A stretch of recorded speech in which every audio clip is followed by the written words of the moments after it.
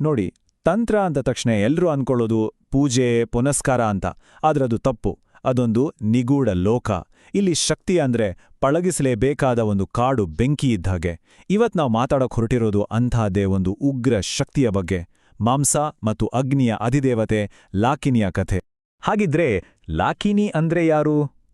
ಯೋಗಾಭ್ಯಾಸ ಮಾಡೋರಿಗೆ ಆಕೆ ಮಣಿಪುರ್ ಚಕ್ರದ ದೇವತೆ ಅಂತ ಗೊತ್ತು. ಆದರೆ ಅಷ್ಟೇನಾ? ಖಂಡಿತ ಇಲ್ಲ. ನಾವು ಇವತ್ತು ನೋಡ್ತಾ ಇರೋ ಈ ತಂತ್ರದ ಗುಪ್ತ ಗ್ರಂಥಗಳಿದೆಯಲ್ಲ, ಅವು ಹೇಳೋ ಕಥೆಯೇ ಬೇರೆ.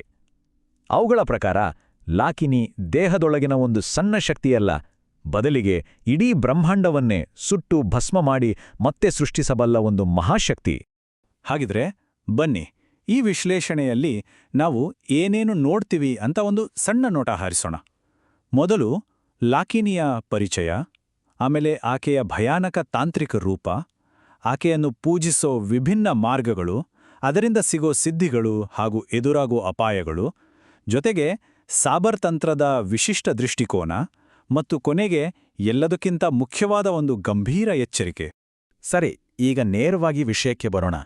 ನಾವು ನೋಡ್ತಿರುವ ಈ ಗುಪ್ತ ಗ್ರಂಥಗಳ ಪ್ರಕಾರ ಲಾಕಿನಿ ಕೇವಲ ನಮ್ಮ ದೇಹದೊಳಗಿನ ಶಕ್ತಿಯಾಗಿ ಸೀಮಿತವಾಗಿಲ್ಲ. ಅವಳು ಇಡೀ ಬ್ರಹ್ಮಾಂಡದ ಸೃಷ್ಟಿ ಮತ್ತು ವಿನಾಶದ ಚಕ್ರವನ್ನೇ ನಿಯಂತ್ರಿಸುವ ಶಕ್ತಿ. ಅಂದ್ರೆ ಇದನ್ನ ಬ್ರಹ್ಮಾಂಡೀಯ ರಸವಿದ್ಯೆ ಅಂತ ಕರೀತಾರೆ. ಕೇಳೋಕೆಷ್ಟು ಗಂಭೀರ ಅಲ್ವಾ? ಈಗ ನೋಡಿ, ಈ ಸ್ಲೈಡ್ನಲ್ಲಿರೋ ವ್ಯಾಖ್ಯಾನ ಇದೆಯಲ್ಲ, ಇದು ಬಹಳ ಮುಖ್ಯ. ತಂತ್ರದ ಗುಪ್ತ ಸಂಪ್ರದಾಯಗಳು ಆಕೆಯನ್ನ ಮಾಂಸ ಧಾತುವಿನ ರಕ್ಷಕಿ ಅಂತ ಕರೀತಾವೆ. ಅಂದ್ರೆ ನಮ್ಮ ದೇಹದ ಮಾಂಸದ ಮೂಲ ಶಕ್ತಿ ಅವಳೇ. ಅಷ್ಟೇ ಅಲ್ಲ, ಅವಳೇ ವೈಶ್ವಾನರ ಅಗ್ನಿ. ಅಂದ್ರೆ ಇಡೀ ವಿಶ್ವವನ್ನೇ ಸುಟ್ಟು ಮತ್ತೆ ಆ ಬೂದಿಯಿಂದ ಹೊಸ ಸೃಷ್ಟಿ ಮಾಡಬಲ್ಲ ಬ್ರಹ್ಮಾಂಡದ ಬೆಂಕಿ. ಹಾಗಿದ್ರೆ ಅಂತಹ ಒಂದು ಮಹಾಶಕ್ತಿಯ ರೂಪ ಹೇಗಿರಬೇಕು ಅಲ್ವಾ? ಆಕೆಯ ತಾಂತ್ರಿಕ ಸ್ವರೂಪ ನಿಜಕ್ಕೂ ಭಯಾನಕ. ಆದರೆ ಪ್ರತಿಯೊಂದು ಅಂಶಕ್ಕೂ ಒಂದು ಗೂಢವಾದ ಸಾಂಕೇತಿಕ ಅರ್ಥವಿದೆ. ನೋಡಿ, ಆಕೆಯ ರೂಪದ ಪ್ರತಿಯೊಂದು ವಿವರಕ್ಕೂ ತನ್ನದೇ ಆದ ಅರ್ಥವಿದೆ. ಬಿರುಗಾಳಿಯ ಕಪ್ಪು ಮೋಡದಂತಹ ಬಣ್ಣ ಆಕೆಯ ಅಪರಿಮಿತ ಶಕ್ತಿಯ ಸಂಕೇತ. ಆ 3 ತಲೆಗಳಿದೆಯಲ್ಲ, ಅವು ಸುಮ್ಮನೆ ಅಲಂಕಾರಕ್ಕಲ್ಲ.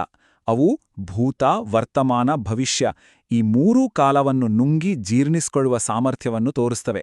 ಇನ್ನು ಶವದ ಮೇಲಿನ ಸವಾರಿಯಂತೂ ಆಕೆ ಜೀವನ ಮರಣದ ಚಕ್ರವನ್ನು ಮೀರಿದವಳು ಅನ್ನೋದಕ್ಕೆ ಒಂದು ಸ್ಪಷ್ಟ ನಿದರ್ಶನ. ಗೊತ್ತಾ, ತಂತ್ರದಲ್ಲಿ ಒಂದು ಮೂಲಭೂತ ನಿಯಮ ಇದೆ. ಯಾವುದೇ ಮಹಾಶಕ್ತಿ ಒಂಟಿಯಾಗಿ ಬರೋದಿಲ್ಲ. ಅದರ ಜೊತೆ ಒಂದು ಉಗ್ರ ಪರಿವಾರವೇ ಇರ್ತದೆ. ಹಾಗಾಗಿ ಲಾಕಿನಿಯನ್ನ ಆವಾಹನೆ ಮಾಡುವುದು ಅಂದ್ರೆ ಕೇವಲ ಅವಳನ್ನಲ್ಲ, ಅವಳ ಇಡೀ ಭಯಾನಕ ಪರಿವಾರವನ್ನೇ ಎಬ್ಬಿಸಿದ ಹಾಗೆ. ಊಹಿಸಿ ನೋಡಿ, ಈ ಪರಿವಾರದ ಜೊತೆ ಆಟ ಆಡೋದಂದ್ರೆ ಸುಮ್ನೇನಾ?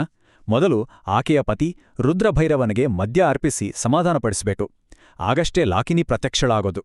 ಆದರೆ ಅವಳು ಬರೋದು ಒಂಟಿಯಾಗಿ ಅಲ್ಲ. ಅವಳ ನೆರಳಿನಂತೆ ರಕ್ತದ ಅಧಿದೇವತೆ ರಾಕಿನಿ, ಮೂಳೆಯ ಅಧಿದೇವತೆ ಶಾಕಿನಿ ಜೊತೆಗಿರ್ತಾರೆ. ಅಷ್ಟೇ ಅಲ್ಲ, ಸ್ಮಶಾನದ ಮಾಂಸಭಕ್ಷಕ ಪಿಶಾಚಿಗಳ ಒಂದು ಸೇನೆಯೇ ಸಾಧಕನ ಧೈರ್ಯ ಪರೀಕ್ಷಿಸಲು ಕಾಯ್ತಾ ಇರುತ್ತೆ. ಸರಿ, ಇಷ್ಟೆಲ್ಲ ಭಯಂಕರವಾಗಿರೋ ದೇವತೆಯನ್ನ ಒಲಿಸ್ಕೊಳ್ಳೋದು ಹೇಗೆ? ಅದಕ್ಕೂ ದಾರಿಗಳಿವೆ.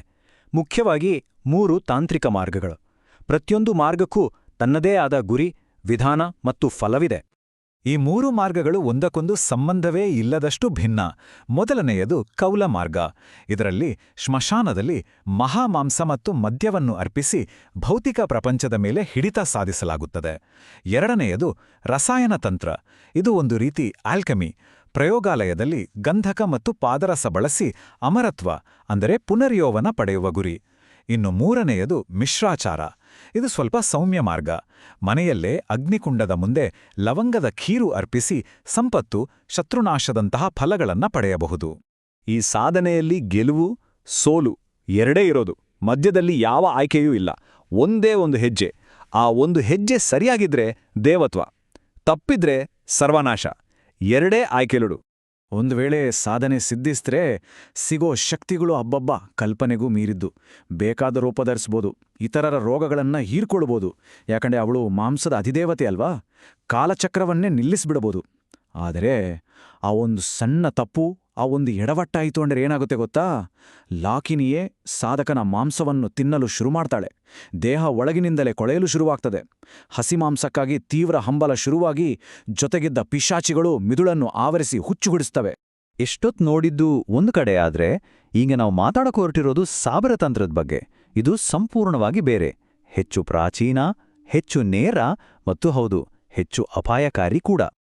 ಸಾಬರ ತಂತ್ರದ ಮೂಲ ಸಿದ್ಧಾಂತವೇ ಬೇರೆ. ಇಲ್ಲಿ ಪೂಜೆ ಪ್ರಾರ್ಥನೆ ಅನ್ನೋ ಮಾತಿಲ್ಲ. ಇಲ್ಲಿರೋದು ಬರೀ ದುಹಾಯಿ ಅಂದ್ರೆ ಆಣೆ ಪ್ರಮಾಣ ಹಾಕಿ ಕೆಲ್ಸ ಮಾಡಿಸೋದು. ಇದು ದೇವತೆಯನ್ನ ಕಟ್ಟಿ ಹಾಕಿದ ಹಾಗೆ. ಈ ಮಂತ್ರಗಳು ಮೊದಲೇ ಸಿದ್ಧವಾಗಿರೋದ್ರಿಂದ ಅವುಗಳ ಶಕ್ತಿ ಒಂದು ರೀತಿ ಸ್ಫೋಟಕ ಇದ್ದ ಹಾಗೆ. ಈ ಸಾಧನೆಗೆ ಇಳಿಯೋ ಮುನ್ನ 3 ವಿಷಯಗಳು ಪಕ್ಕಾ ಇರಬೇಕು.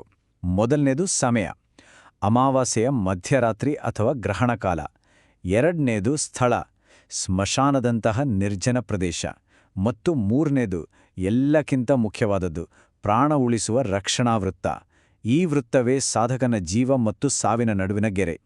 ಇದೊಂದು ಚೂರು ಹೆಚ್ಚು ಕಮ್ಮಿಯಾದರೂ ಸಾಧಕನ ಕಥೆ ಮುಗಿತು. ಮಂತ್ರ ಜಪ ಶುರುವಾಗುತ್ತೆ ಮತ್ತು ಪರೀಕ್ಷೆಗಳು ಕೂಡ. ಮೊದಲು ಬರೋದು ಸುತ್ತಲೂ ಕೊಳತ ಮಾಂಸದ ಘಾಟು ವಾಸನೆ. ಅದು ಹೋಗ್ತಿದ್ದ ಹಾಗೆ ದೂರದಲ್ಲಿ ಗೆಜ್ಜೆಯ ಸದ್ದು, ಅಳೋ ಧ್ವನಿ, ಇದ್ದಕ್ಕಿದ್ದ ಹಾಗೆ ಅಟ್ಟಹಾಸದ ನಗು. ಇವೆಲ್ಲವೂ ಮನಸ್ಸನ್ನು ವಿಚಲಿತಗೊಳಿಸೋ ಪರೀಕ್ಷೆಗಳು. ಕೊನೆಗೆ ಆ ಅಂತಿಮ ಪರೀಕ್ಷೆ. ಭುಜದ ಮೇಲೆ ತಣ್ಣಗೆ ಯಾರೋ ಇಟ್ಟ ಭಾರವಾದ ಕೈ. ಈ ಕ್ಷಣದಲ್ಲಿ ಧೈರ್ಯ ಕೈಕೊಟ್ರೆ ಅಲ್ಲಿಗೆ ಆಟ ಮುಗಿತು. ಹಾಗಾದ್ರೆ ಇದೆಲ್ಲದರ ಅರ್ಥ ಏನು? ಇದರ ಅಂತಿಮ ಸಾರಾಂಶ ಏನು? ತುಂಬ ಸರಳ. ಈ ಮಾರ್ಗದಲ್ಲಿ ಶಕ್ತಿ ಮತ್ತು ಅಪಾಯ ಬೇರೆ ಬೇರೆ ಅಲ್ಲ. ಅವು ಒಂದೇ ನಾಣ್ಯದ 2 ಮುಖಗಳು. ಮೂಲಗ್ರಂಥಗಳು ಒಂದೇ ಮಾತಲ್ಲಿ ಹೇಳ್ಬಿಡ್ತಾವೆ, ಸಾಬರ ಮಂತ್ರಗಳು ಇಬ್ಬಾಯಿ ಕತ್ತಿ ಇದ್ದಂತೆ. ಒಂದು ಬದಿ ವರವಾದ್ರೆ ಇನ್ನೊಂದು ಬದಿ ಶಾಪ. ಹಿಡಿಯೋದು ಗೊತ್ತಿದ್ರೆ ರಾಜ, ಇಲ್ಲದಿದ್ರೆ. ಯಾಕಂದ್ರೆ ಆ ದುಹಾಯಿ ಇದೆಯಲ್ಲ, ಆ ಪ್ರಮಾಣ, ಅದು ಕೆಲಸ ಮಾಡೋದು 2 ಕಡೆ. ಸಾಧಕನ ಮನಸ್ಸಲ್ಲಿ ಒಂದು ಚೂರು ಭಯ ಸಂಶಯ ಬಂತು ಅಂದ್ರೆ ಸಾಕು, ದೇವತೆಯನ್ನ ಬಂಧಿಸೋಕೆ ಬಳಸಿದ ಅದೇ ಅಸ್ತ್ರ ತಿರುಗಿ ಸಾಧಕನನ್ನೇ ಭಸ್ಮ ಮಾಡಿಬಿಡುತ್ತೆ. ಅದಕ್ಕೆ ತಂತ್ರಗ್ರಂಥಗಳು ಕೊನೆಗೆ ಒಂದು ಸ್ಪಷ್ಟ ಎಚ್ಚರಿಕೆ ಕೊಡ್ತಾವೆ. ಒಬ್ಬ ಸಮರ್ಥ ಗುರುವಿನ ಮಾರ್ಗದರ್ಶನವಿಲ್ಲದೆ ಈ ದಾರಿಯಲ್ಲಿ ಕಾಲಿಡೋದು ಅಂದ್ರೆ ಸಿಡಿಮದ್ದಿನ ರಾಶಿ ಮೇಲೆ ಕೂತು ಬೆಂಕಿಪಟ್ಟಣ ಗೀಚಿನ ಹಾಗೆ ಅಂತ. ಮುಂದೇನಾಗುತ್ತೆ ಅಂತ ನಾನೇನು ಹೇಳಬೇಕಿಲ್ಲ ಅಲ್ವಾ? ಕೊನೆಗೆ ನಮ್ಮ ಮುಂದೆ ಉಳಿಯೋದು ಒಂದೇ ಒಂದು ಪ್ರಶ್ನೆ. ಅಪಾರ ಶಕ್ತಿ ಬೇಕು ನಿಜ, ಆದ್ರೆ ಆ ಶಕ್ತಿಗೋಸ್ಕರ ನಮ್ದೇ ಅಸ್ತಿತ್ವವನ್ನೇ ಪಣಕ್ಕಿಡೋದಾದರೆ ಅಂಥ ಶಕ್ತಿಗೆ ಅಷ್ಟು ಬೆಲೆ ತರೋದು ಸರಿನಾ? ಇದೊಂದು ಯೋಚಿಸಬೇಕಾದ ವಿಷಯ.